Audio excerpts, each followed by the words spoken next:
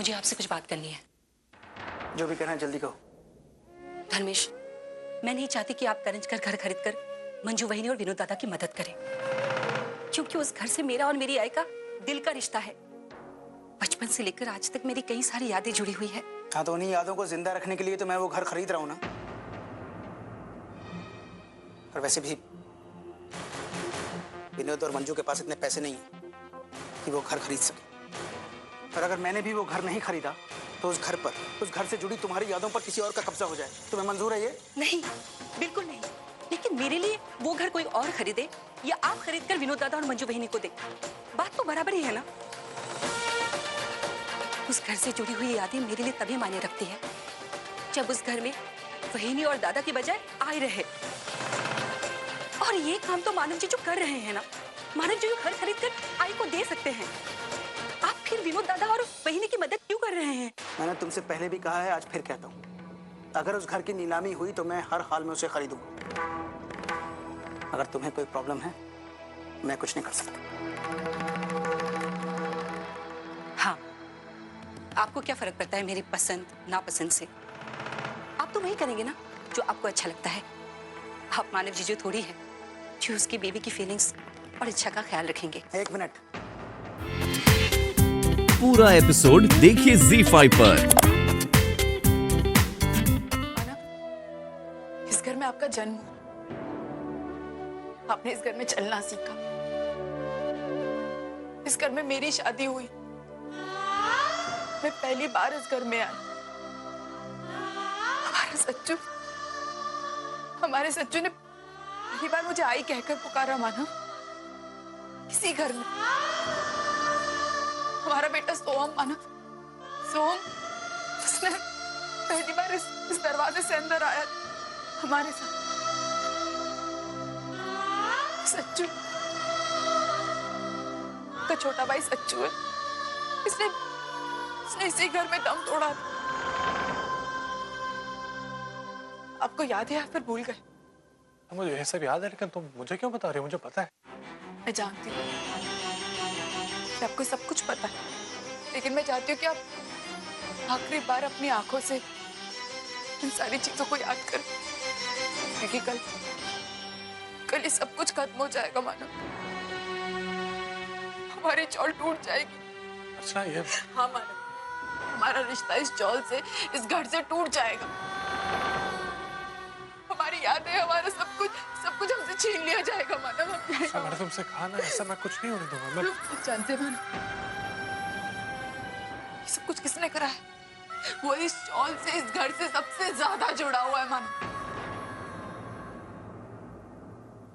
और वो इंसान आप है मानो। कहिए मानो, क्यों किया आपने ऐसा मानो?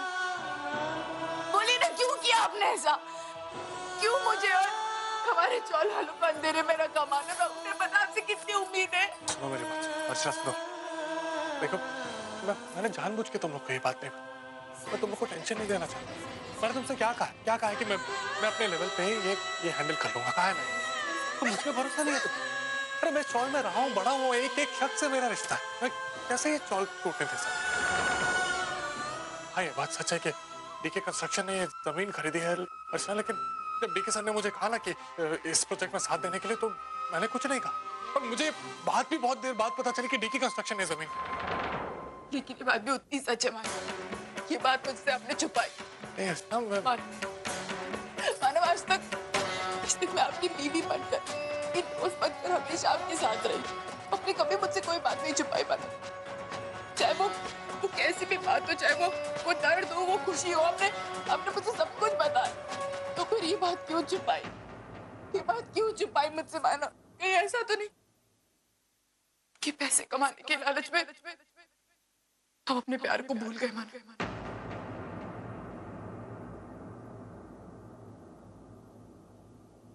तुमने बहुत बड़ी बात कही है।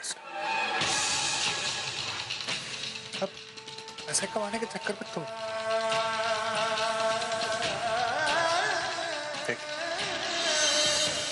अगर ऐसा सोचते हो तो मुझे कुछ नहीं करना, लेकिन मैं बात बोलूंगा नहीं। तो सर, मैंने फैसला कर लिया। Good, I knew you would decide in favor of the project. ये कुछ इसके plans हैं, and I'd like you to go through it. Sir एक बार मेरी बात सुन। सर मैं प्रोजेक्ट नहीं कर सकता।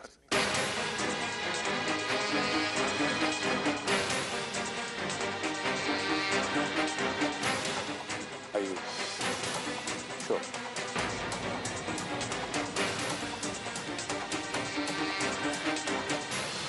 Because this is quite an opportunity for you, Manav.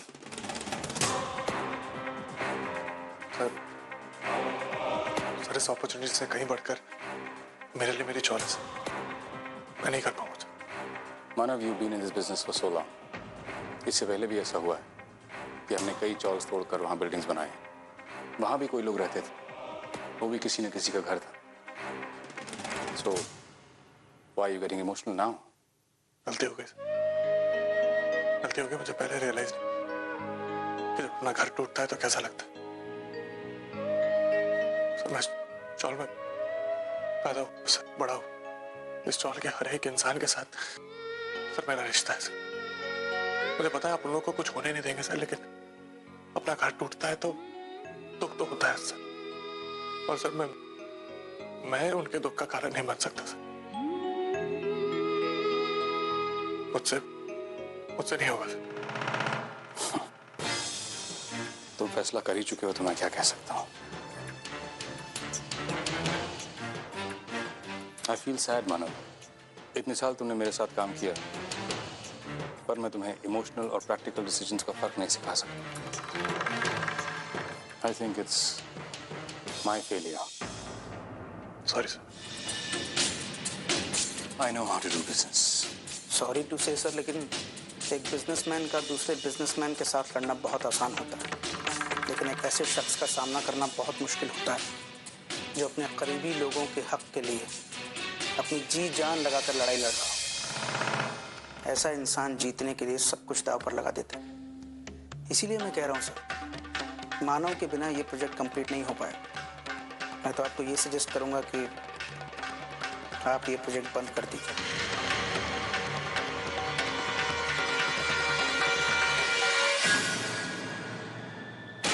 वैसे thank you so much sir, आपने मुझे इस काबिल समझा कि मैं ये प्रोजेक्ट हैंडल करूँ।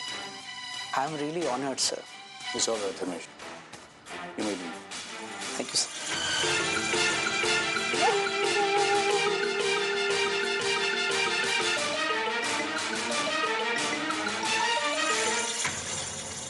धर्मेश, तुमने आग में तेल डालने का काम तो बखूबी किया, बस अब इस आग को हवा देते रहना ताकि इसकी लपटों में मानव जलकर खाक हो जाए।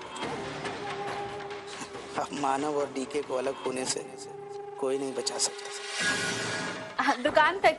तेरी मालकिन कौन है? आप। तुझे पगार कौन देता है? आप। तो सुनेगी किसका? आपका। हाँ, तो वो काम छोड़, पहले अंदर जा, मेरे सोनू के लिए दूध लेके आओ। जा, मुंह किसका देख रही है? आई सोनू उतर निकल। सचिन, खाना तैयार है, खा लो आज। कहाँ जा रहे? सचिन आज खाना नहीं खाएगा, वो आज पिज्जा खाएगा। तुझे अच्छा लगता है ना पिज्जा? चल खाऊंगा। सविता थे, पूरा खाना बनकर तैयार है और वो तुम लोग खा लो, बचा हुआ फेंक दो। आओ, पर कितनी बार बोला है, बाहर जाने वाले लोगों को टोका नहीं करते। ध्यान में नहीं है क्या? भूल गई? चल निकलते। तू बात मैडम, ये दूध। दूध तू पी ले। देख देख कैसा खड़ा रहता है। दामू दामू, चुप चुप चुप। तू भी पी, उसको भी पिला। बैठ नीचे, हम जाके आते हैं। ऐशू, आ रही हूँ। मैंने आपसे कितनी बार कहा है खाने पर कंट्रोल रखिए, पर नहीं। मनपसंद खाना देखा तो टूट पड़े। अब ज्यादा खाएंगे तो तकलीफ होगी ही ना। मुझे पेट दर्द से ज्यादा तकलीफ तुम्हारे इस लेक्चर से हो रही है। लेक्चर बंद करो प्लीज।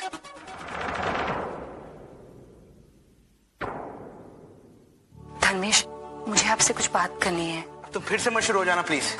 आपके खाने को लेकर नहीं बात कर रही हूँ। अच्छा ठीक है, बोलो।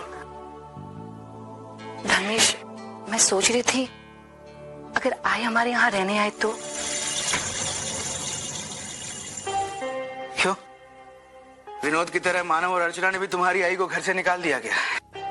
धर्मेश, ऐसा कुछ नहीं है। वो आई को क्यों घर से बाहर निकालेंगे? आप भी ना। एक मिनट। वैशु, मैं नीलामी में करंज कर घर खरीद कर विनोद और मंजू को दे रहा हूँ। ऐसा करते हैं, तुम्हारी आई को उनके साथ उस घर में रखते हैं। सोचो ना कितना मजा आएगा। हाँ, रोज महाभारत देखने को मिलेगी। दिन भर सास बहू आपस में झगड़ा करती रहेंगी और विनोद महाशय उनके झगड़े के निपटारे में लगे रहेंगे। वैसे भी उसके पास और कुछ काम तो है नहीं। इतने सारे लोगों का भला हो जाएगा एक साथ।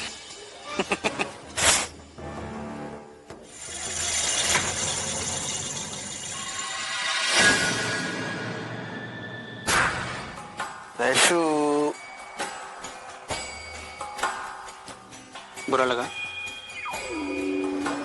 Am sorry. मैं तो मजाक कर रहा था वैशु।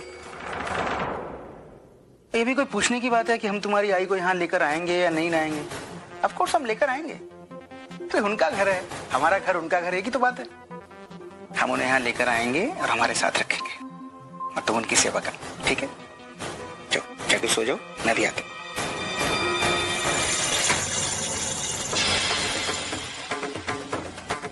सुलोचना आई को यहाँ लाने का आइडिया बुरा नहीं है। एक बार वो यहाँ आ जाएं, फिर मैं मानव और अर्चना को अपने इशारे पर नचा सकता हूँ। कल रात से भूखा है।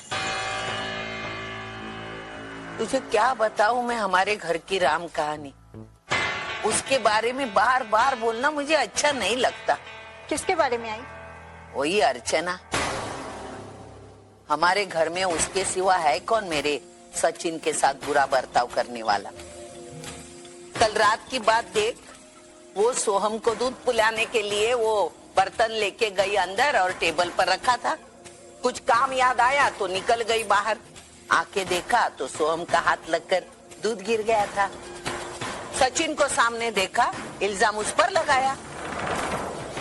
बच्चा रोने लगा, बोलती तुझे आज मैं खाना ही नहीं दूंगी रात को, तूने ये सब किया है ना। बेचारा दुखी था बच्चा। मैंने देखा, जाके उसको बोला, डांटा। एक चीज मानने को वो तैयार नहीं। कैसे मानेगी? आज तक मानी होगी कोई बात तो ना। और मुझे बोलने लगी, आप बीच में मत बोलिए, वो मेरा सौतेला बेटा है, मैं जो चाहे करूंगी। आप कौन होती है बीच में बोलने वाली? आई, इतना सब कुछ हो गया और मानव ने कुछ नहीं कहा? अरे बेटा, मानव घर पे होगा तब ना। और मानव होता ना घर में तो भी अपनी बीवी की साइड लेता। कभी मेरी बात मानता है वो? सौतेला होने का दुख भुगत रहा है मेरा बच्चा, और उसको देख के मेरा दिल रोता है। सजा कर रखने के लिए पति और पत्नी दोनों को बहुत कोशिश करनी पड़ती। अगर एक से गलती हुई तो दूसरे को उसकी गलती का एहसास दिलाकर उसको सही रास्ते पर लाने की कोशिश करनी चाहिए। अगर दोनों भी एक दूसरे से नाराज हो जाएंगे, एक दूसरे की तरफ मुंह फेरेंगे, तब तो शादी का पवित्र रिश्ता टूट जाता है ना? आई, मैं जानती हूँ तू क्या कह रही, लेकिन मेरी बात का यकीन नहीं। इस बार गलती मेरी नहीं। आई, मानव ने चौर वाली बात मुझसे छुपाई। क्या ये अच्छू, प्यार में इंसान की गलतियों को नहीं, उस इंसान को अहमियत देने की जरूरत होती है। एक दूसरे की गलतियों को माफ करके आगे बढ़ने में ही समझदारी होती है। तू मेरी बात सुन, तू मानव से बात कर ले। अरे क्या हुआ, उससे गलती हुई तो है तो तेरा पति ही ना। तू उसे माफ नहीं करेगी तो कौन करेगा? और फिर दिवाली का इतना बड़ा त्योहार है, इस त्योहार का तुम खुशी खुशी स्वागत करोगे, तभी तो इस घर में प्यार का उजाला होगा, है ना? तुम दोनों नाराज रहोगे, एक दूसरे से गुस्सा रहोगे, तो फिर हम लोग दिवाली कैसे मनाएंगे? मैं जाकर आती हूँ। कहाँ? वो सच्चू को स्कूल से लाना है तो। कोई जरूरत नहीं, तू मानव से बात कर ले। तुम दोनों के बीच में जो कड़वाहट है उसे मिटाने की कोशिश कर। मैं सचिन को लेकर आती हूँ, ठीक है?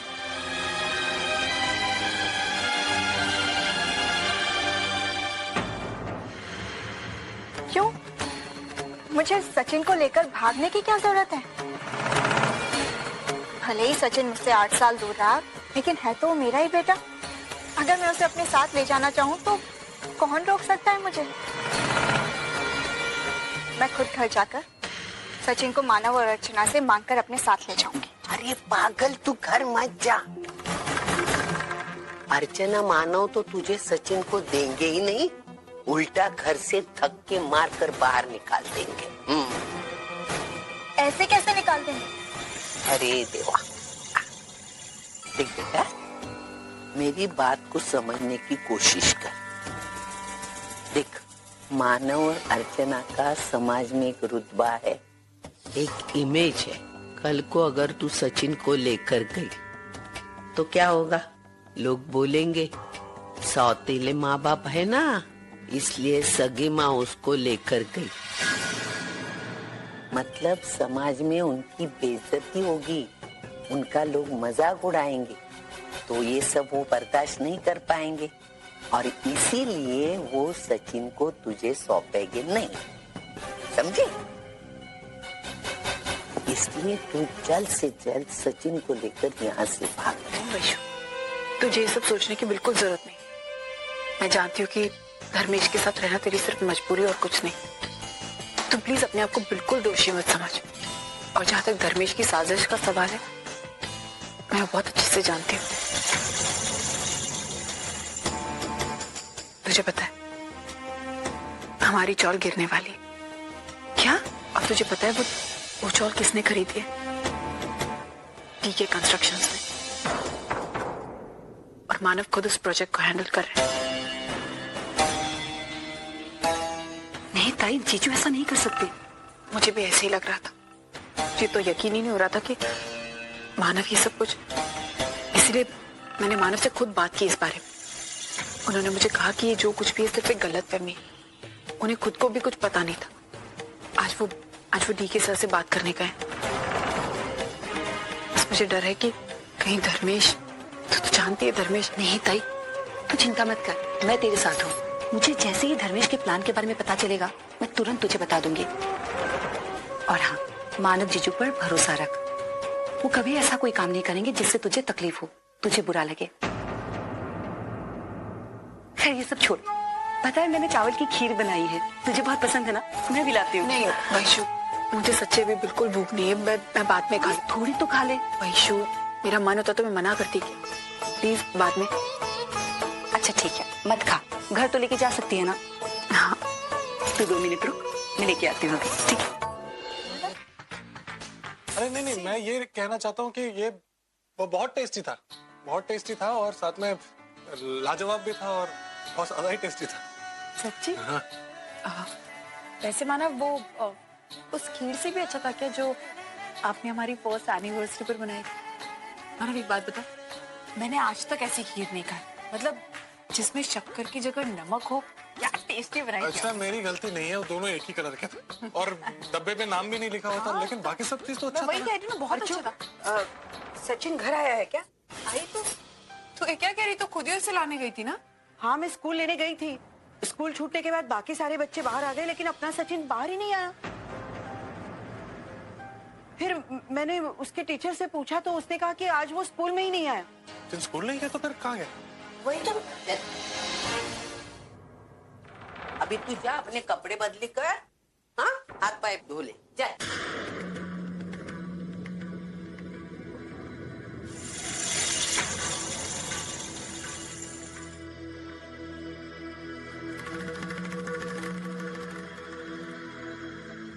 क्या हो गया? ऐसा क्यों देख रहे मेरी तरफ? आज अभी सचिन को स्कूल लेने गई थी और वहां पता चला कि सचिन आज स्कूल गया ही नहीं। कहाँ गया था और मुझे क्यों नहीं पता ये सब? बता के जाएगी तो तेरी बीवी मुझे थोड़ी ही ना परमिशन देती। खाना क्यों नहीं खा रही हो?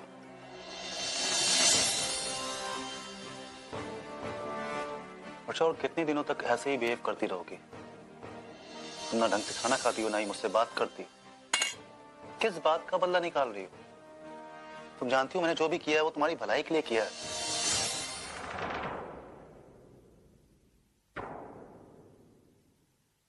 मेरी भलाई किसमें है ये तुम कभी समझ नहीं पाओगे सतीश। क्योंकि अगर समझ पाते तो मुझसे मेरे सोहम को कभी दूर नहीं करते।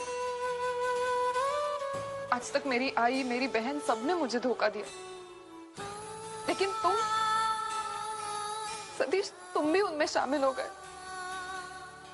मेरे पति होने के बावजूद तुमने कभी मेरी भावनाओं की कदर नहीं, कभी नहीं। ये तुम्हारी गलतफहमी है। मैंने तुम्हें कभी कोई धोखा नहीं दिया। मैं तुम्हें यहाँ पर इसलिए लाया हूँ ताकि तुम अपने अतीत को भूल सको, सोहम को भूल सको। अतीत कभी भुलाया नहीं जा सकता सतीश, क्योंकि वो हमेशा हमसे जुड़ा हुआ होता है। अच्छा, समझने की कोशिश करो। तुम्हें इस हाथ में देख करके ना ही मैं ना ही आई, तुम्हें चाहने वाला कोई भी इंसान खुश नहीं है। मुझे तकलीफ होती है, मैं तुम्हें डिप्रेशन में नहीं देख सकता। कम से कम मेरे बारे में सोचो ना। चलो मान लो अगर तुम मेरी जगह पे होती तो तुम क्या करती?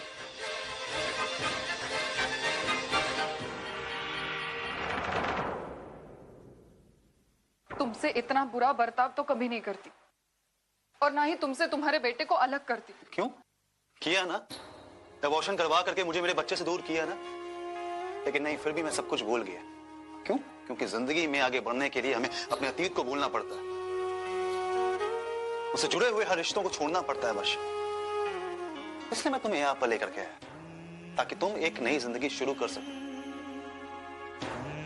और हम नए लोगों से मिलेंगे, हम नए रिश्ते बनाएंगे।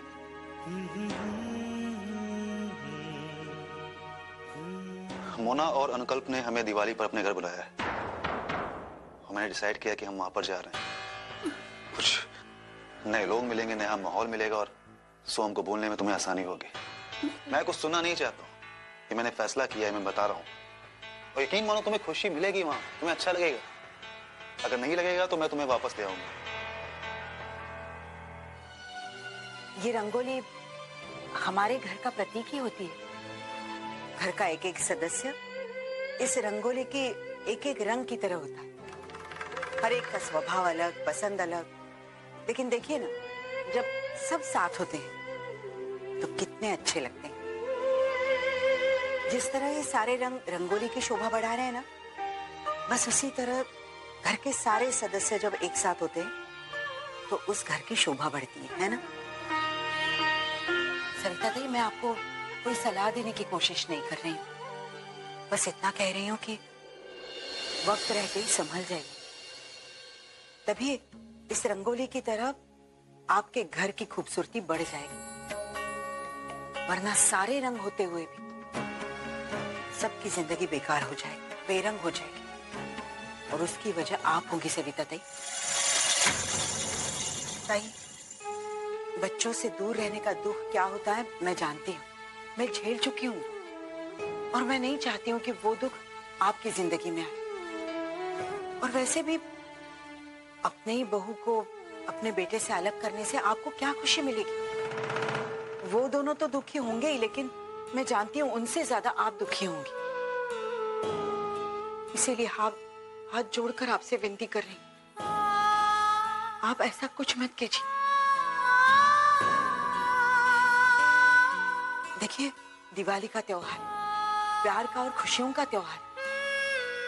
आप अपनी बहू और बेटे की जिंदगी में खुशियां बिखेरेंगी तो सिर्फ उनकी ही नहीं, आपकी जिंदगी खुशियों से भर जाएगी।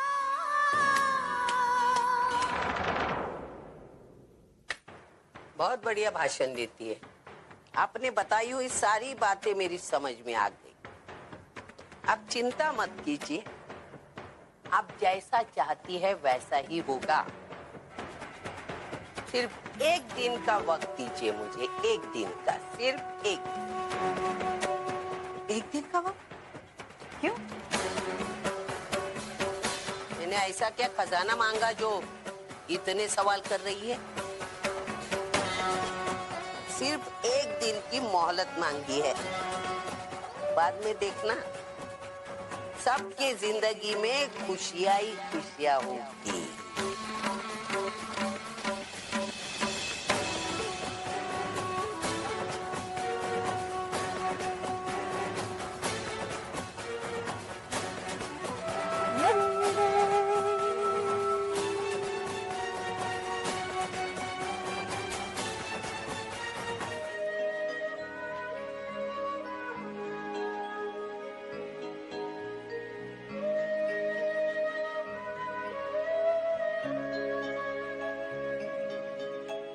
पहली बार दिवाली अपने घर पे नहीं मना रहे, इसलिए रो रही है ना? नहीं, ऐसी कोई बात नहीं। मुझे अब उस घर से कोई लगाव नहीं।